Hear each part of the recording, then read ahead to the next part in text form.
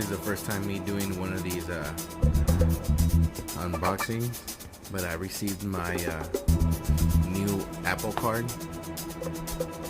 It comes in a UPS package. It's pretty cool. No signature required. So let's get to it. It's right here, right up the top. As you can see, you get this cardboard packaging. Pretty cool, basic, little suspense there. As you can tell, somebody already opened it for me. I didn't open it. Somebody had jumped in and opened it. Who cares?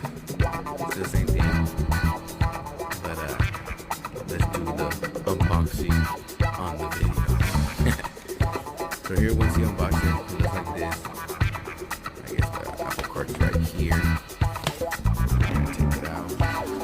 And this is what you get. The card with ta-da! Very nice. Insignia of the Apple Empire. Pretty cool.